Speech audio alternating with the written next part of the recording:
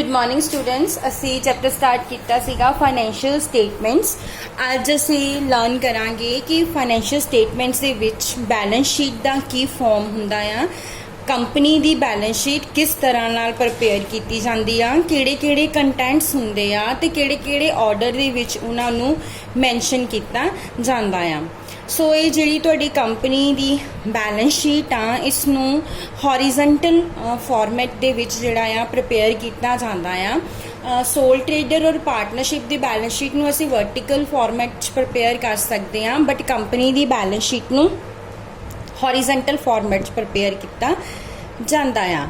सब तो पहला कंपनी एक्ट 2013 दे विच ये प्रिस्क्राइब किया गया सी कि कंपनी दी बैलेंस शीट नूं प्रिपेयर करन दे लई किहड़ा स्पैसीफिक फॉर्मेट आ जिहड़ा प्रिपेयर किया जाएगा, जिहड़ा यूज़ किया जाएगा।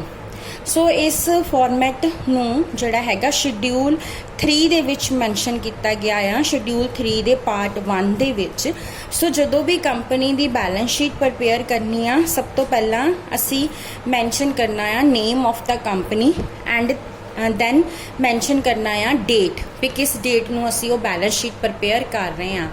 असी हमेशा ईयर एंड ते बैलेंस शीट प्रिपेयर करते हैं। सो इत्थे ईयर एंड लिखना किहड़ा आ, लाइक 31 मार्च 2020 हो गया। सो इस तरह नाल असी इत्थे मैंशन करना आ। उस तो बाद जिहड़ा है पर्टिकुलर्स होणगे, नोट नंबर्स होणगे और figures at the end of current period होणगियां ते figures at the end of previous periods होणगियां। स्टूडेंट्स असी हमेशा बैलेंस शीट नूं कंपेयरेबल फॉर्म च प्रिपेयर करते हैं कि उन्होंने ईजीली कंपेयर किया जा सके, इसलिए असी इस साल दियां फिगर्स भी मैंशन करते हैं ते पिछले साल दियां प्रीवियस ईयर दियां फिगर्स भी अपनी प्रीवियस बैलेंस शीट चों लैके उहदे विच मैंशन करते हैं। सब तो पहला शुरू किया जाता है इक्विटी एंड लाइबिलिटीज़ दे नाल।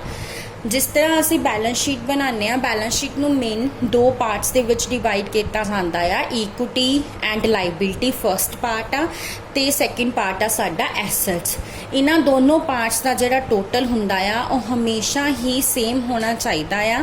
अगर ये टोटल तुहाडा सेम नहीं आंदा, इहदा मतलब तुहाडी बैलेंस शीट दे विच किसी ना किसी तरह की कोई ना कोई मिसटेक जिहड़ी वो हैगी आ।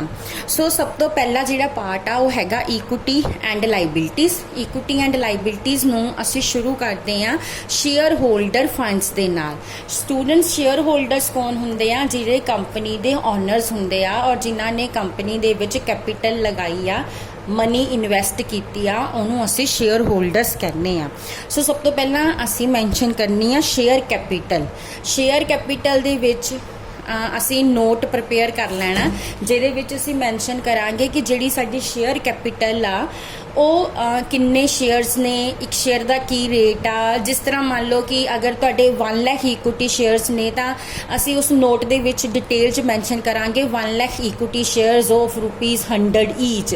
सो टोटल तुहाडा किन्ना बन जाना 1 करोड़। उसी तरह अगर तुहाडे प्रैफरेंस शेयर्स भी हैगे आ तो तुसी उहदे विच प्रैफरेंस शेयर्स भी उस नोट विच मैंशन करोगे, like 1 lakh 9% redeemable preference share of ₹100 each. So 1 crore वो हो गया। और ਇੱਥੇ बट तुसी ਉਹ नोट नंबर लिख देना ਜਿਹੜਾ ਤੁਸੀਂ प्रिपेयर ਕੀਤਾ ਆ, ਤੇ ਇੱਥੇ ਤੁਸੀਂ ਜਿਹੜੀ ਆ ਨੈਟ ਫਿਗਰ ਸ਼ੇਅਰ ਕੈਪੀਟਲ ਦੀ ਮੈਂਸ਼ਨ ਕਰਨੀ ਆ। डिटेल ਜਿਹੜੀ ਆ ਸਾਰੀ ਨੋਟ ਦੇ ਵਿੱਚ ਸੈਪਰੇਟਲੀ ਦੇਣੀ ਆ। सैकेंड तुहाडा हैगा reserve and surplus. Reserve and surplus दे विच भी सेम इस तरह तुसी सैपरेट नोट प्रिपेयर करना, जिहदे विच तुसी हर तरह दे रिजर्व्स एंड सरप्लसिस नूं मैंशन कर लेना, like capital reserve, general reserve, capital redemption reserve, ठीक है, फिर profit and loss account, security premium account. So इस तरह के हर तरह के जिहड़े तुहाडे रिजर्व्स ने और जिहड़े प्रॉफिट्स दे अकमुलेटिड बैलेंस ने तुसी वो उस सैपरेट नोट विच मैंशन कर लेने आ। और जिहड़ा तुहाडा टोटल आएगा उहनूं तुसी इत्थे फिगर दे विच जिहड़ा हैगा आ वो डिस्कलोज करना आ। उस तो बाद थर्ड आ money received against share warrants.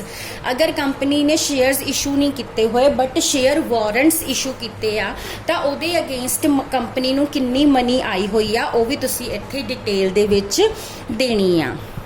Next है ਨੈਕਸਟ ਹੈ share application money pending allotment. Students ਜਦੋਂ ਕੰਪਨੀ ਸ਼ੇਅਰਸ ਇਸ਼ੂ ਕਰਦੀ ਆ ਤੇ ਸਭ ਤੋਂ ਪਹਿਲਾਂ ਕੰਪਨੀ ਐਪਲੀਕੇਸ਼ਨ ਮਨੀ ਰਿਸੀਵ ਕਰਦੀ ਆ, ਬਟ ਇਹ ਜ਼ਰੂਰੀ ਨਹੀਂ ਹੁੰਦਾ ਕਿ ਜਿੰਨੀ ਸ਼ੇਅਰਸ ਲਈ ਐਪਲੀਕੇਸ਼ਨਸ ਆਈਆਂ ਸਾਰਿਆਂ ਨੂੰ ਅਲੋਟਮੈਂਟ ਵੀ ਮਿਲੇ। ਸੋ ਜਿੰਨੀ ਦੇਰ ਤੱਕ ਕੰਪਨੀ ਨੇ ਸ਼ੇਅਰਸ ਅਲੋਟ ਨਹੀਂ ਕੀਤੇ ਹੋਏ ਬਟ ਈਅਰ ਐਂਡ ਹੋ ਗਿਆ, ਬੈਲੈਂਸ ਸ਼ੀਟ ਬਣਾਉਣੀ ਪੈ ਰਹੀ ਆ, ਸੋ ਉਹ ਇਸ ਹੈੱਡ ਦੇ ਅੰਡਰ ਮੈਂਸ਼ਨ ਕੀਤੇ ਜਾਣਗੇ ਕਿ ਜਿਹੜੀ ਐਪਲੀਕੇਸ਼ਨ ਮਨੀ ਰਿਸੀਵ ਤਾਂ ਹੈਗੀ ਆ ਬਟ ਹਜੇ ਤੱਕ ਅਲੋਟਮੈਂਟ ਨਹੀਂ ਹੋਈ। ਉਸ ਤੋਂ ਬਾਅਦ ਨੈਕਸਟ ਜਿਹੜੀ ਤੁਹਾਡੀ ਥਰਡ ਕੈਟੇਗਰੀ ਆ ਉਹ ਤੁਹਾਡੀ ਹੈਗੀ ਆ ਨੌਨ ਕਰੰਟ ਲਾਇਬਿਲਟੀਜ਼ ਦੀ ਕੈਟੇਗਰੀ। ਇਹਦੇ ਵਿੱਚ ਤੁਸੀਂ ਸਾਰੀਆਂ ਦੀਆਂ ਸਾਰੀਆਂ ਲੌਂਗ ਟਰਮ ਲਾਇਬਿਲਟੀਜ਼ ਜਿਹੜੀਆਂ ਉਹ ਮੈਂਸ਼ਨ ਕਰਨੀਆਂ, ਜਿਸ ਤਰ੍ਹਾਂ ਤੁਹਾਡੇ ਡਿਵੈਂਚਰਸ ਹੈਗੇ ਆ, ਬੈਂਕ ਲੋਨ ਹੈਗਾ ਆ, ਲੌਂਗ ਟਰਮ ਬੋਰਵਿੰਗਸ ਹੈਗੀਆਂ ਆ, ਕੋਈ ਡੈਫਰਡ ਟੈਕਸ ਲਾਇਬਿਲਟੀਜ਼ ਹੈਗੀ ਆ। ਡੈਫਰਡ ਟੈਕਸ ਲਾਇਬਿਲਟੀਜ਼ ਮੀਨਸ ਉਹ ਟੈਕਸ ਜਿਹੜਾ ਜਿੰਨਾ ਤੁਸੀਂ ਪੇ ਕੀਤਾ ਆ ਬਟ ਐਕਚੁਅਲੀ ਜਿਹੜਾ ਬਣਦਾ ਆ ਉਹ ਉਹਦੇ ਨਾਲੋਂ ਜ਼ਿਆਦਾ ਬਣਦਾ ਆ, ਉਹਨੂੰ ਅਸੀਂ ਡੈਫਰਡ ਟੈਕਸ ਲਾਇਬਿਲਟੀ ਨੈਟ ਕਹਿ ਦਿੰਦੇ ਆ। ਉਸ ਤੋਂ ਇਲਾਵਾ ਕੋਈ ਲੌਂਗ ਟਰਮ ਪ੍ਰੋਵੀਜ਼ਨਸ ਨੇ, ਅਦਰ ਲੌਂਗ ਟਰਮ ਲਾਇਬਿਲਟੀਜ਼ ਨੇ, ਉਹ ਇਸੇ ਹੈੱਡ ਦੇ ਅੰਡਰ ਮੈਂਸ਼ਨ ਕਰਨੀਆਂ। ਨੈਕਸਟ ਤੇ ਲਾਸਟ ਹੈੱਡ ਜਿਹੜਾ ਤੁਹਾਡੇ ਫਰਸਟ ਪਾਰਟ ਦਾ ਇਕੁਇਟੀ ਐਂਡ ਲਾਇਬਿਲਟੀਜ਼ ਦਾ ਹੈਗਾ ਆ ਉਹ ਹੈਗਾ ਕਰੰਟ ਲਾਇਬਿਲਟੀਜ਼। ਇਹ ਤਾਂ ਤੁਸੀਂ ਬਹੁਤ ਵਾਰੀ ਲਿਖ ਚੁੱਕੇ ਹੋ, ਬਹੁਤ ਵਾਰ ਬੈਲੈਂਸ ਸ਼ੀਟਸ ਦੇ ਵਿੱਚ ਕਰੰਟ ਲਾਇਬਿਲਟੀਜ਼ ਨੂੰ ਮੈਂਸ਼ਨ ਕਰ ਚੁੱਕੇ ਹੋ। ਸੋ ਉਹ ਲਾਇਬਿਲਟੀਜ਼ ਜਿਹੜੀਆਂ ਜਿਨ੍ਹਾਂ ਦੀ ਮੈਚੋਰਿਟੀ ਲੈਸ ਦੈਨ 1 ਈਅਰ ਹੁੰਦੀ ਆ ਉਹਨਾਂ ਨੂੰ ਤੁਸੀਂ ਇਸ ਹੈੱਡ ਦੇ ਅੰਡਰ ਮੈਂਸ਼ਨ ਕਰਨਾ ਆ, ਜਿਸ ਤਰ੍ਹਾਂ ਸ਼ਾਰਟ ਟਰਮ ਬੋਰਵਿੰਗਸ ਹੋ ਗਈਆਂ, ਟ੍ਰੇਡ ਪੇਬਲਸ ਹੋ ਗਏ, ਜਿਹੜੇ ਤੁਹਾਡੇ ਬਿਲਸ ਪੇਬਲ ਆ ਜਾਣੇ ਆ, ਸੰਡਰੀ ਕ੍ਰੈਡੀਟਰਸ ਆ ਜਾਣੇ ਆ, ਹੋਰ ਕਰੰਟ ਲਾਇਬਿਲਟੀਜ਼ ਜਿਸ ਤਰ੍ਹਾਂ ਤੁਹਾਡੇ ਆਊਟਸਟੈਂਡਿੰਗ ਐਕਸਪੈਂਸਿਸ ਹੈਗੇ ਆ ਕੋਈ, ਐਂਡ ਸ਼ਾਰਟ ਟਰਮ ਪ੍ਰੋਵੀਜ਼ਨਸ ਜਿਹੜੀਆਂ ਹੈਗੀਆਂ ਉਹ ਵੀ ਇਸ ਹੈੱਡ ਦੇ ਅੰਡਰ ਆਉਂਦੀਆਂ ਆ। ਸੋ ਇਸ ਤੋਂ ਬਾਅਦ ਅਸੀਂ ਇਸ ਪਾਰਟ ਦਾ ਜਿਹੜਾ ਆ ਉਹ ਟੋਟਲ ਕਰ ਲੈਂਦੇ ਆ। ਫਿਰ ਸਾਡਾ ਸ਼ੁਰੂ ਹੋ ਜਾਂਦਾ ਆ ਸੈਕਿੰਡ ਪਾਰਟ। ਸਾਡਾ ਸੈਕਿੰਡ ਪਾਰਟ ਜਿਹੜਾ ਹੈ ਉਹ ਹੈਗਾ ਐਸੈਟਸ ਦਾ। ਓਕੇ, ਹੁਣ ਐਸੈਟਸ ਨੂੰ ਅੱਗੇ ਅਸੀਂ ਫਰਦਰ 2 ਕੈਟੇਗਰੀਜ਼ 'ਚ ਡਿਵਾਈਡ ਕਰਦੇ ਹਾਂ।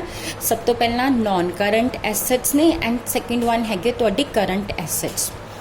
ਜਿਹੜੇ ਨੌਨ ਕਰੰਟ ਐਸੈਟਸ ਨੇ ਉਹ ਸਾਡੇ ਫਿਕਸਡ ਐਸੈਟਸ ਨੇ, ਉਹਦਾ ਇੱਕ ਨਾਮ ਨੌਨ ਕਰੰਟ ਵੀ ਆ, ਮਤਲਬ ਜਿਹੜੇ ਕਰੰਟ ਨਹੀਂ ਆ।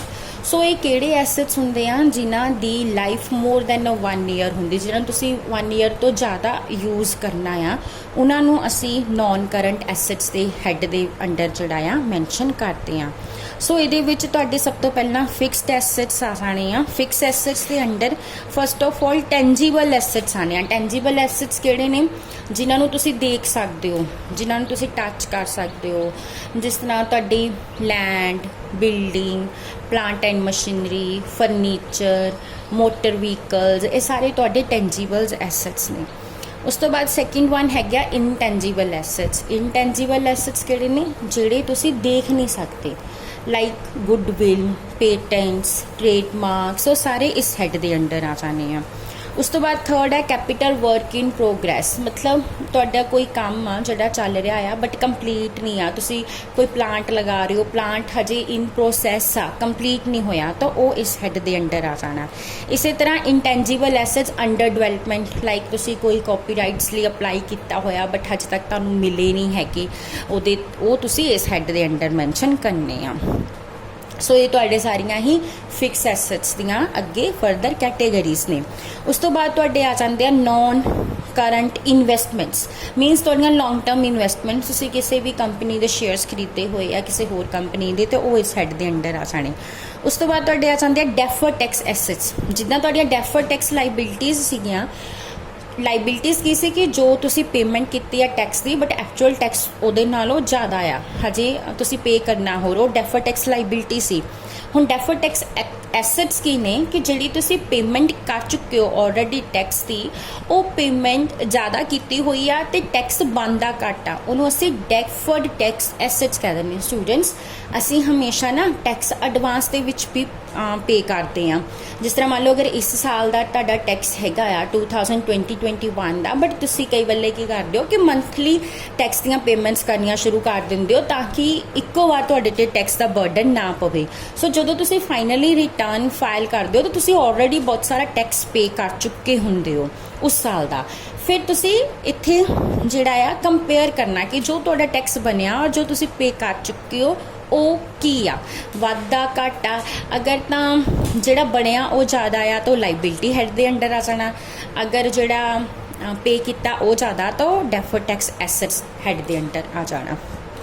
उस तो बाद long term loans and advances आ जाने हैगे आ। लॉन्ग टर्म लोन्स ਜਿਹੜੇ ਤੁਸੀਂ ਕਿਸੇ ਨੂੰ ਦਿੱਤੇ ਹੋਏ ਆ ਜਾਂ ਐਡਵਾਂਸਿਸ ਦਿੱਤੇ ਹੋਏ ਆ, and other non current assets ਆ ਜਾਣੇ।